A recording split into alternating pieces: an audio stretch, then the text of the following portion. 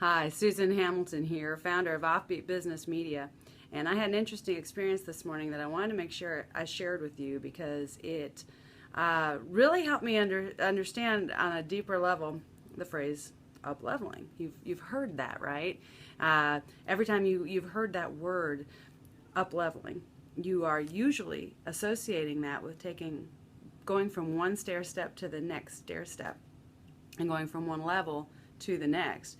And you'll always hear that from me. I want to see you looking from up here when you're building your business, when you're thinking about your goals and your personal ambition with the company and with your family. You've got to really be able to bring yourself up here and look at it from that objective perspective if you're going to make a big difference. But this is interesting because we live in Texas and we have a lot of storms that when they come through they do a lot of damage, and we get some hailstorms, and we get some a lot of roof damage down here, and so roofers are pretty prevalent. And we recently had to go stand up for my mother, who had hired a company, and without really, it was one of her largest expenses that she had handled herself since my father passed. And she is very, very knowledgeable in building and in some some basic understanding of how you put things together and structure. Fine businesswoman.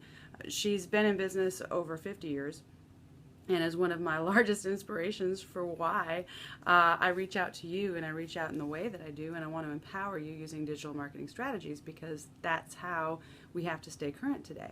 Well, largely, there are people out there that actually might be good at that don't know how to have a solid foundation. This morning, we had to go over and point out to the gentleman that had been working on my mom's property and show him the fact that things were not level.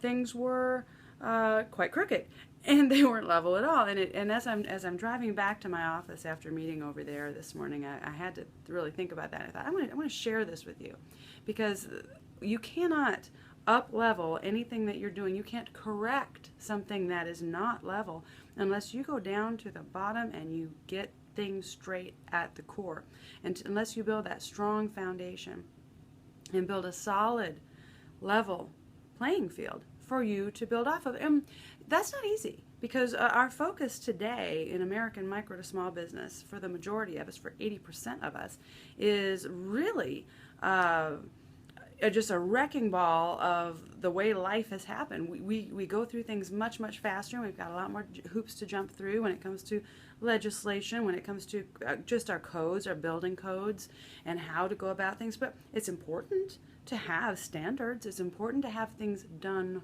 right as a protection. It's a protection for your customer. It's a protection for you to demand that of the companies that work for you. There's some real wisdom in saying there's a standard that we are going to play by, because without that standard, without that baseline, you can't tell when things are off, when things are crooked, and you can go a long way in the wrong direction and have a whole lot more. This gentleman is going to have quite a bit of work to do, because he decided to hire new help that was less experienced, thinking that he could really kind of throw them on the job and they would learn as they went. And he was very candid in discussing that with us and helping us understand. He had an understanding of the roofing business. He'd gone out of that for a while and to work in the corporate world, and decided, you know what, I want to go back into construction. So he went back into the roofing business and really didn't dot his I's and cross his T's. It's easy enough to do, I get it, but we're going to have to do some correction now, because now what we have is a lot of work that's crooked, a lot of things that really would have been different had the expert come in, had the original expense to do things correctly been done, to have a solid foundation that everything else is built up upon. Because it went from a job that actually, had he done a great job of this, doing work for another business owner, your largest referral base. The whole point and the whole reason that they started working together was they enjoyed each other's company, and they thought, well, wow, this gives us an opportunity to share and refer each other's businesses. well, then you really have to do a good job then, right? And so what he needed to understand was that my wonderful mother has 6 children. And we're not going to put up with things being half-baked. She started doubting herself when she knew better. She took a look at that work and she said, I just don't feel comfortable that that's right. And when she finally shared those things with us, we went to go look and whoa, no, it's not right. And I'm glad that we were able to get over there and support her, and it gave her the confidence to say, okay, great. But, we all have we wonder those things. I think women and men go through that when our spouse is gone and we have to make large decisions on our own. Sometimes we have some doubt there.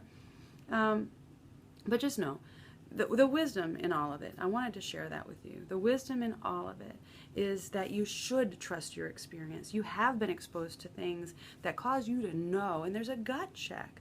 If something doesn't feel quite right, you feel like it is wrong, there's a very good chance that it's wrong somewhere.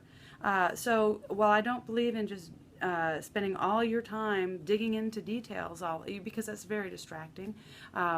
We have a perfectionist problem sometimes that stops us from ever doing things that we need to do aggressively because, it's not perfect yet. And I know you know what that's like. At the same time, there are certain things in your gut that you need to kind of analyze and spend some time thinking about. If it's not right and you don't trust your own judgment, bring somebody else along.